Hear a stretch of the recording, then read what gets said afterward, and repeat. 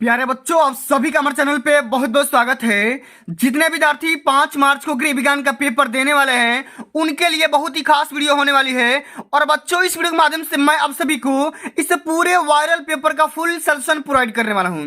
साथ ही साथ दोस्तों, मैं आप सभी को यह भी बताने वाला हूं कि अब की बार 2024 बोर्ड परीक्षा के पेपर में गृह विज्ञान की कॉपी कैसे लिखना है और गृह विज्ञान की कॉपी लिखते समय किन किन बातों को ध्यान में रखना है, कौन सी गलतियां नहीं करना है, और बोर्ड परीक्षा के पेपर में टॉपर कॉपी कैसे लिखते हैं, सब कुछ मैं आप सभी को डिटेल में डिस्कस करने वाला हूं। इतना ही नहीं बच्चों, इस वीडियो के माध्यम से मैं आप सभी को यह भी बताने वाला हूं कि जो बोर्ड परीक्षा में बोर्ड कॉपी मिलता है उसका फ्रंट पेज कैसे भरना है, ओएमआर आंसर शीट पर सारे बहुविकल्पी प्रश्नों को हल कैसे करना है, सब कुछ मैं आप सभी को डिटेल में डिस्कस करने वाला हूं।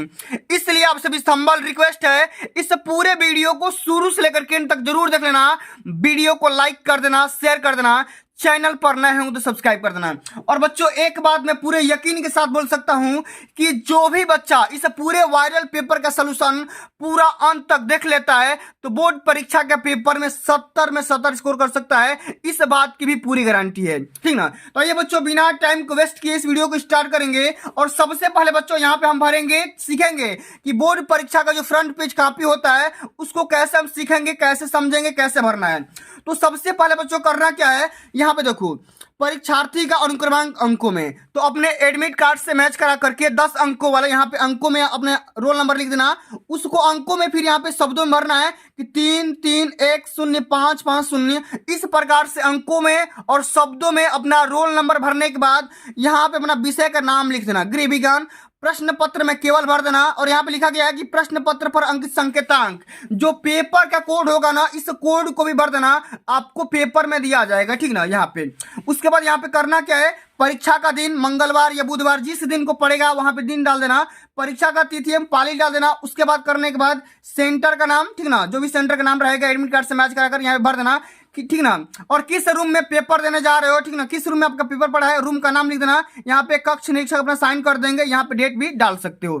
इतना करने के बाद बच्चों, अब हम आ जाते हैं ओएमआर आंसर शीट पर।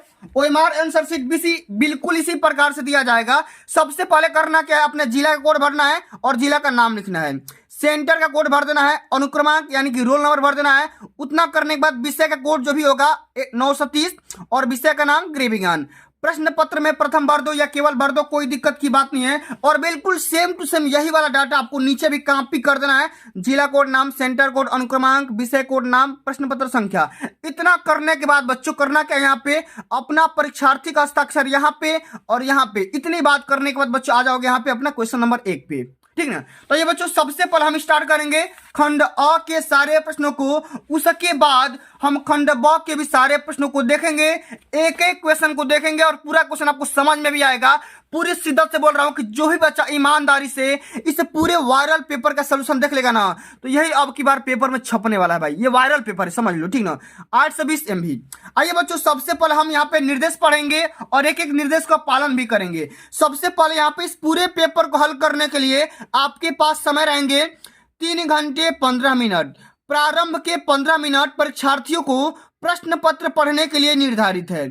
सभी प्रश्न हल करना अनिवार्य है, यानी एक भी क्वेश्चन को छोड़ना नहीं है। और यह पत्र 2 खंडों में, या जो पेपर होगा 2 खंडों में डिवाइड होगा, खंड अ और खंड ब में। खंड अ में 20 अंक के बहुविकल्पी प्रश्न हैं जिनका उत्तर ओएमआर आंसर शीट पर दिया जाना है। और ये रहा ओएमआर आंसर शीट, मैंने आप सभी को पहले भी दिखा रखा है।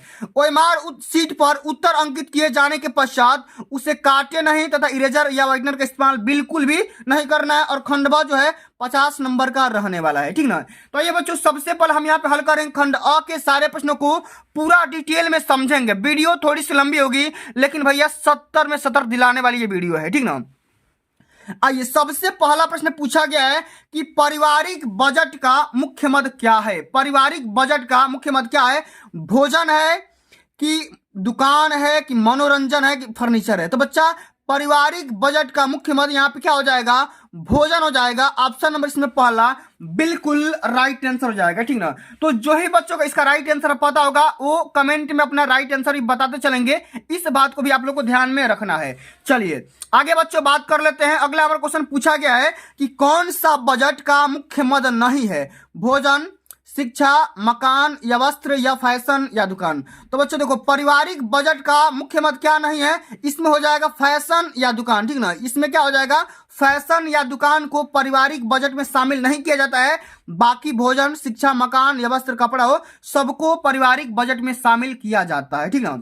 अब चलिए, अगला हमारा क्वेश्चन पूछा गया बच्चा कि बचत की आवश्यकता है, माने बचत की आवश्यकता क्यों पड़ती है आपको बताना है। माने किस काम के लिए बचत की आवश्यकता पड़ती है, मनोरंजन के लिए, बंगला खरीदने के लिए, भविष्य के आकस्मिक खर्चों के लिए, या इन सभी काम करने के लिए। तो बच्चों देखो, जो भी हम सेविंग करते हैं, तमाम प्रकार का हम कार्य कर सकते हैं। सबसे पहले मनोरंजन भी कर सकते हैं, बंगला भी खरीद सकते हैं, और भविष्य के लिए आकस्मिक खर्चों के लिए हम इसका यूज कर सकते हैं। यानी कि ऑप्शन नंबर यहाँ पे डी बिल्कुल राइट आंसर हो जाएगा।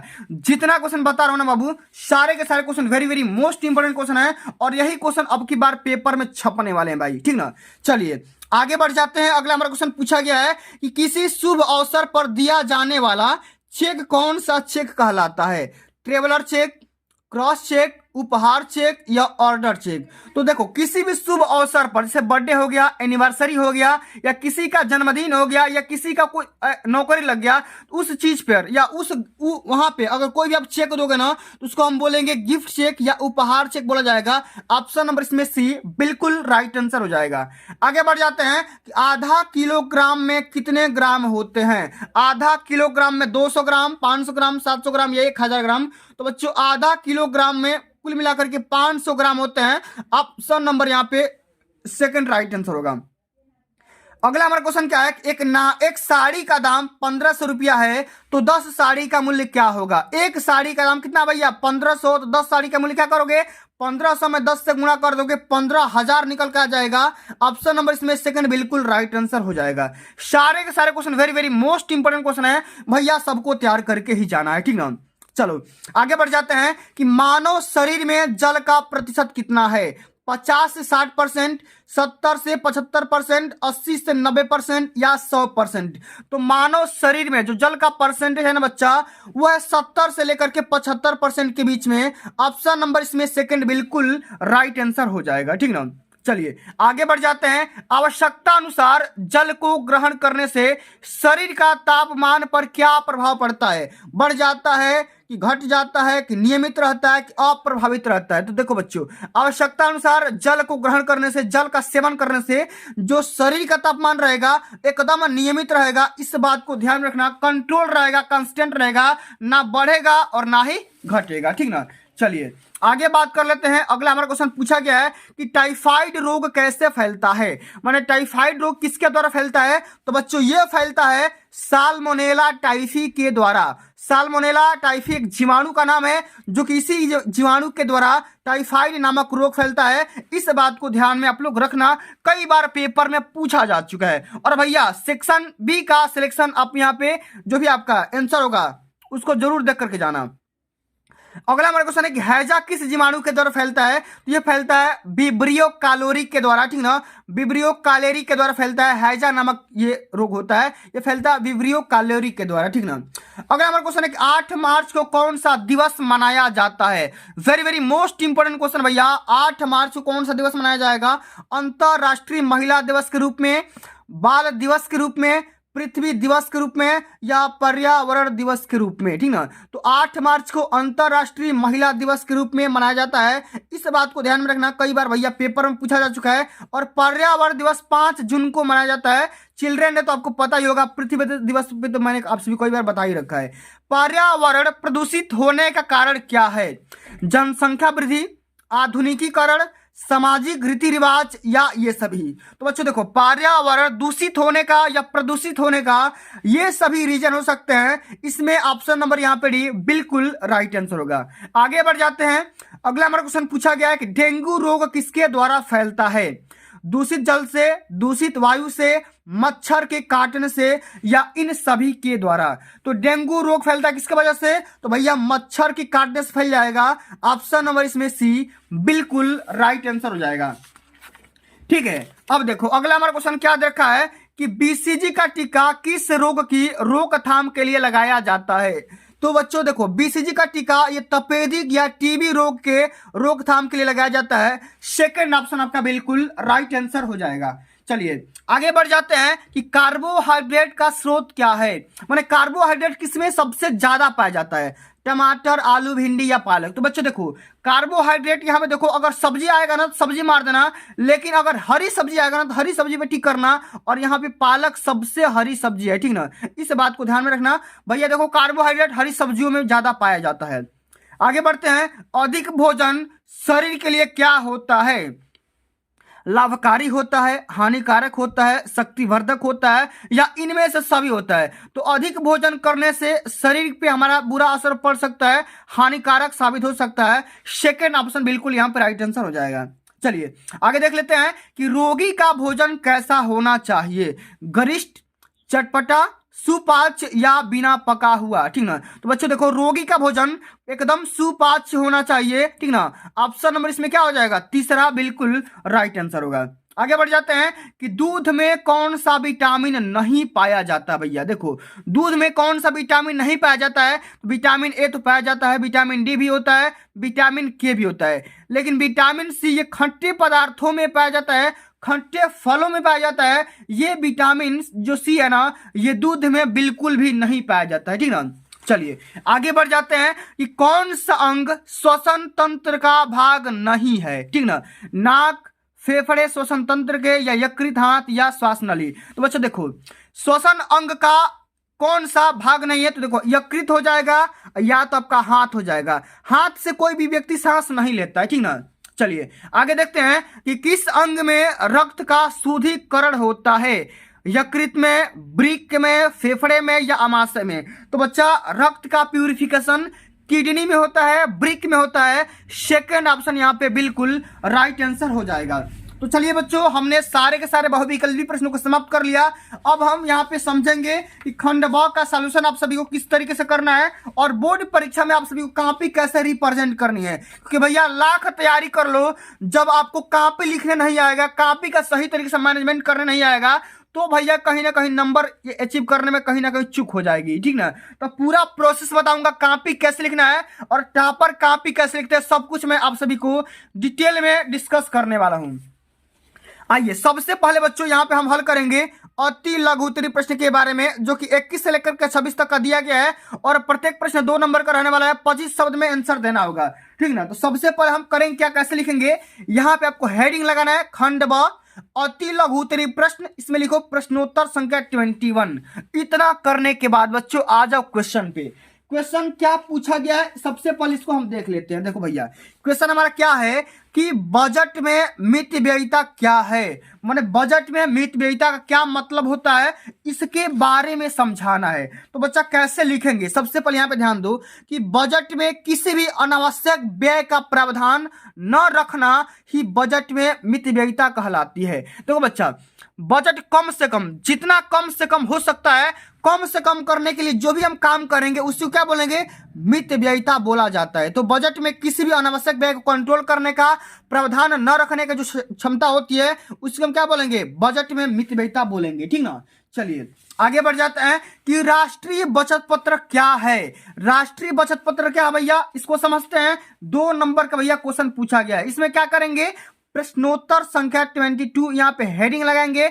इसमें आपको एक और हेडिंग लगाना है, राष्ट्रीय बचत पत्र। इसमें क्या लिखेंगे कि राष्ट्रीय बचत पत्र डाकघर के द्वारा चलाई जाने वाली एक महत्वपूर्ण योजना है, और वर्तमान समय में इस योजना का एकमात्र ही प्रकार है, ठीक ना। इस योजना का क्या भैया, एकमात्र ही प्रकार है, कौन सा, राष्ट्रीय बचत पत्र। ये कौन सी किसकी योजना है, डाकघर की योजना। इसमें क्या होता है भैया, पूंजी जमा किया जाता है, पैसा इसमें सेविंग किया जाता है, ठीक ना। चलिए आगे बात करते हैं। अगला हमारा क्वेश्चन पूछा गया, इसमें से और भी है, थोड़ा सा समझ लेते हैं कि यह 5 वर्षीय योजना है, ठीक ना। इस योजना में 6.8% दर से ब्याज मिलता है। इस योजना के अंतर्गत आयकर में नियमानुसार छूट भी मिलती रहती है। चलिए अगला हमारा क्वेश्चन क्या है बच्चा यहाँ पे ध्यान समझिएगा कि कुएं कितने प्रकार के होते हैं। इसको जरा ध्यान समझते हैं भैया, कुआं कितने प्रकार का होता है। तो कुएं के मुख्य रूप से 4 प्रकार के होते हैं जो निम्नवत है। सबसे पहला उथला कुआं, गहरे कुएं, आदर्श कुएं और आर्टिजन कुएं। इतने प्रकार के कुएं का नाम है, आप यहां से चारों का नाम लिख दोगे भैया 2 नंबर तो आप आसानी से अचीव कर ही सकते हो। आ गया समझ में?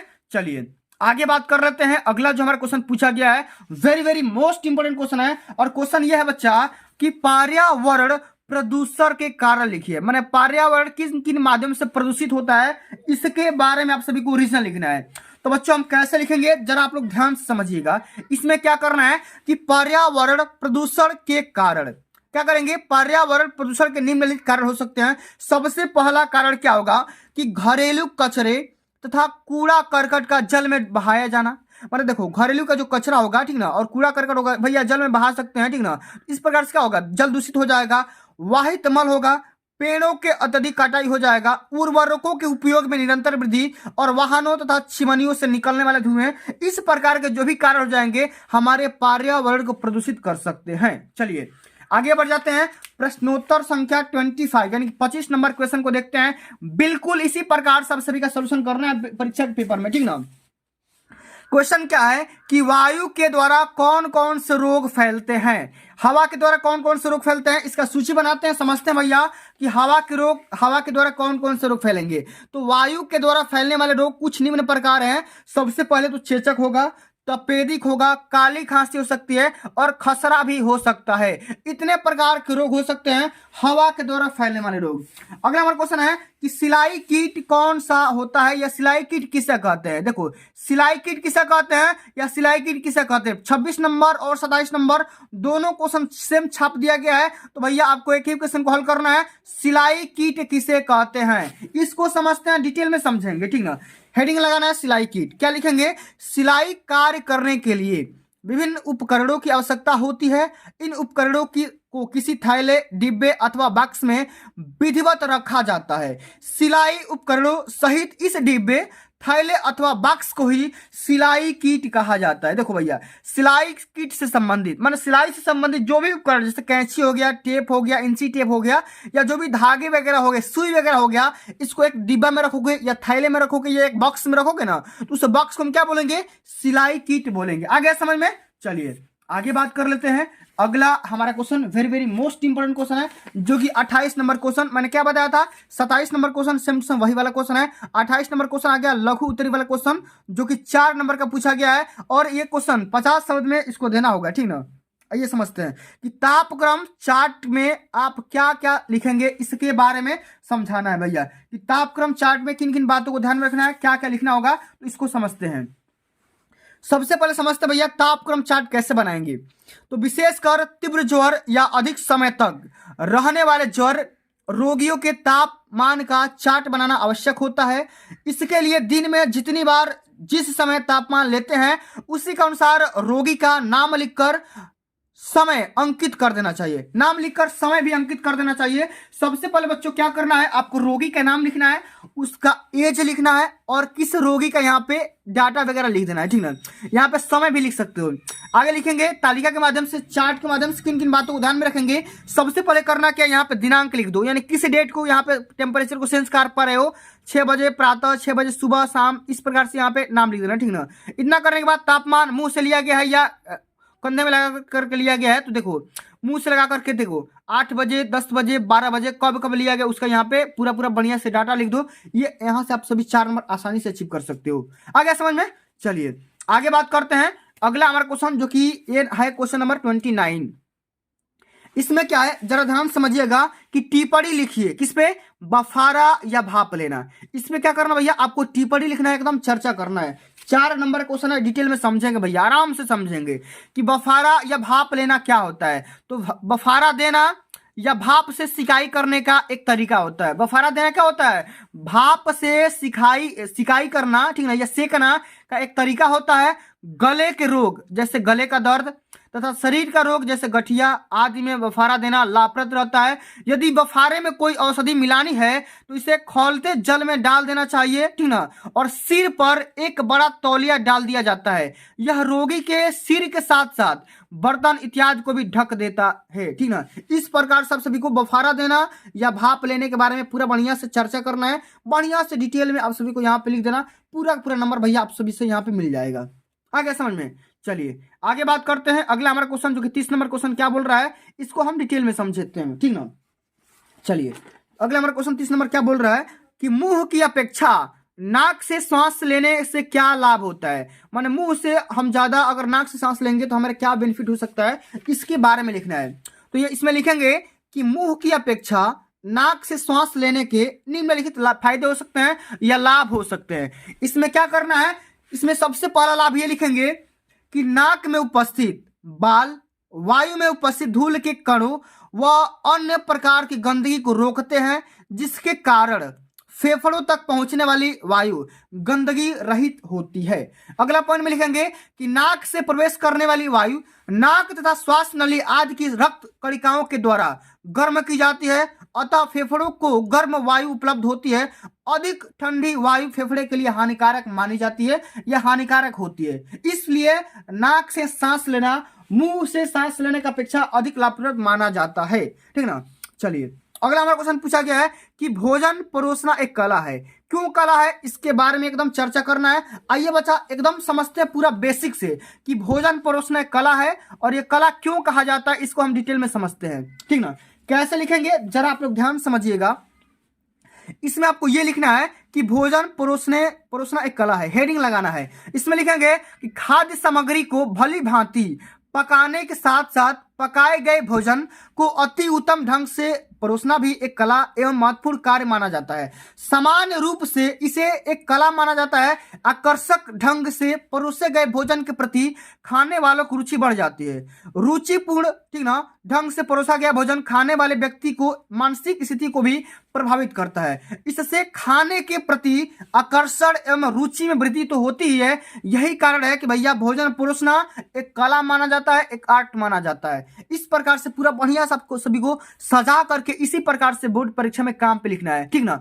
और जो बच्चा इतना ढंग से काम पे लिख देगा ना, तो मैं पूरा गारंटी के साथ बोल सकता हूं कि 70 में 70 तो स्कोर कर ही जाएगा, ठीक ना। एक भी नंबर नहीं कटेगा भाई, ठीक ना, एक भी नंबर तो कटेगा नहीं, ठीक ना। चलिए अब बच्चों हम आ जाते हैं दीर्घ उत्तरीय प्रश्न के बारे में, जो कि बोर्ड परीक्षा के पेपर में सीधा 6 नंबर का पूछा गया है। एक कदम डिटेल में समझेंगे। यहाँ पे देखो, ठीक ना, 100 शब्द में देना होगा और हर एक क्वेश्चन 6 नंबर का रहने वाला है।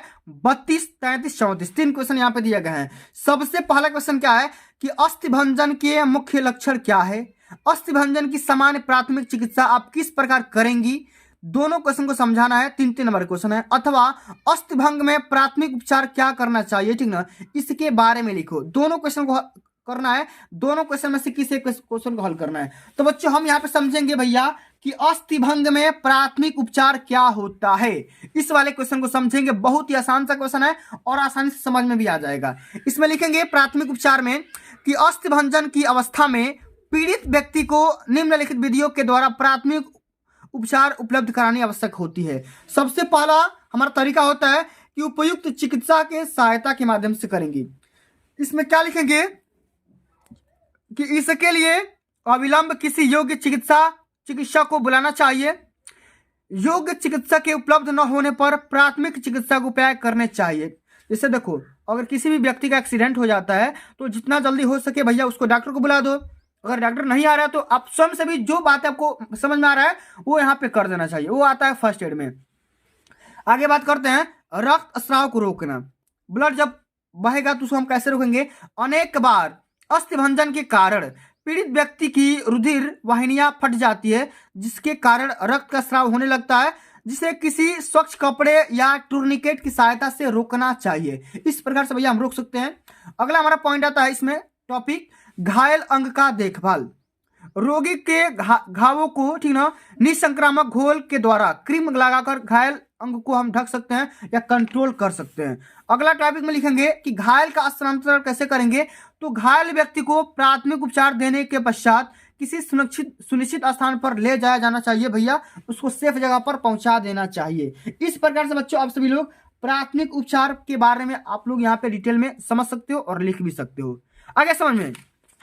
चलिए आगे बात करते हैं भैया। अगला हमारा क्वेश्चन ये पूछा गया है कि टाइफाइड रोगी को रोग की अवधि में और स्वास्थ्य लाभ के समय किस प्रकार का भोजन देना चाहिए। तो सबसे पहले भोजन के बारे में लिखो, नहीं तो ये लिखो कि मियादी बुखार में किस प्रकार का भोजन देना चाहिए। तो भैया देखो सेम टू सेम वही वाला क्वेश्चन है, थोड़ा सा घुमा करके पूछा गया है, एक ही क्वेश्चन है, दोनों क्वेश्चन सेम ही है। तो भैया ये समझते हैं कि मियादी बुखार में रोगी को किस प्रकार से भोजन दिया जाएगा। तो मियादी बुखार जल एवं भोजन के माध्यम से फैलने वाला एक संक्रामक रोग है। इसे मोतीझरा या टाइफाइड भी कहा जाता है। यह बुखार एक अवधि तक अवश्य रहता है, इसलिए इसे मियादी बुखार भी कहा जाता है। इसमें क्या लिखेंगे, किन किन भोजन को देंगे रोगी को।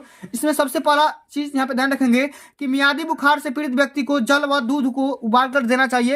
यानी कि जिस व्यक्ति को टाइफाइड हो जाएगा उसको क्या करेंगे, जल और दूध दोनों उबाल करके देंगे, दोनों बॉयल करके दिया जाएगा।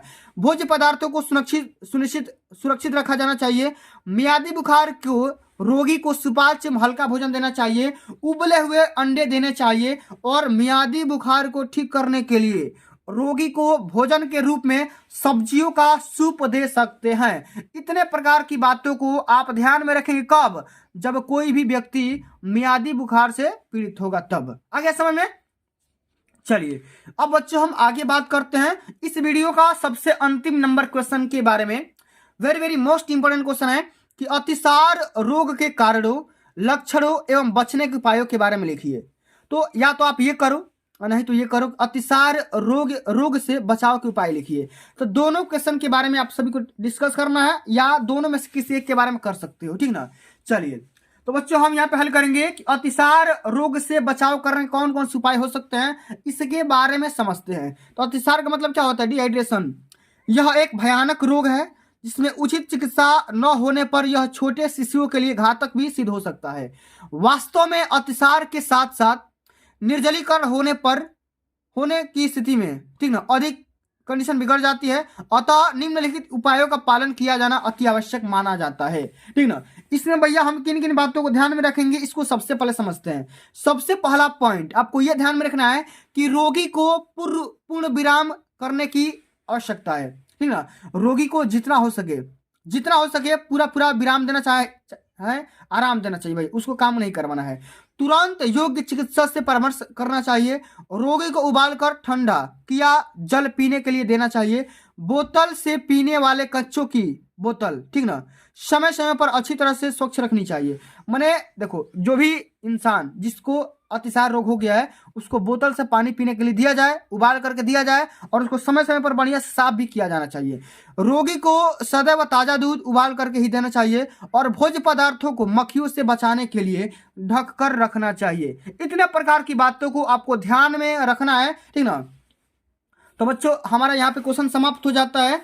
और जिन बच्चों को ये वीडियो आप सभी को अच्छी लगी होगी, हेल्पफुल लगी होगी, ठीक ना, तो इस वीडियो को लाइक कर देना और उन दोस्तों के में भी शेयर कर देना जो 5 मार्च को गृह विज्ञान का पेपर देने वाले हैं। और एक बात दोस्तों मैं आप सभी को पूरा यकीन के साथ बोल सकता हूं कि अगर आप इस वीडियो को पेपर देने से पहले 1 दिन पहले भी आप देख पा रहे हो ना, तो इस पूरे वीडियो को 2-3 बार देख लो, क्योंकि भैया अब की बार 2024 बोर्ड परीक्षा के पेपर में बिल्कुल यही वाला कोड छपने वाला है, 820 MB। इससे बाहर एक भी प्रश्न नहीं आएंगे। आप पेपर देकर क्या होगे ना, तो आप हमको कमेंट में धन्यवाद ही लिखोगे कि सर आपने तो वायरल प्रश्न वाकई में बता ही दिया था, ठीक ना। तो प्यारे बच्चों आज के लिए बस इतना ही। अगर ये वीडियो आप सभी को अच्छी लगी होगी, हेल्पफुल लगी होगी, तो वीडियो को एक प्यारा सा लाइक पहुंचा देना, वीडियो को शेयर कर देना, चैनल पर नए हो तो शेयर कर देना, सब्सक्राइब कर देना। चलिए मिलते हैं अगली वीडियो में, तब तक के लिए जय हिंद, जय भारत, वंदे मातरम।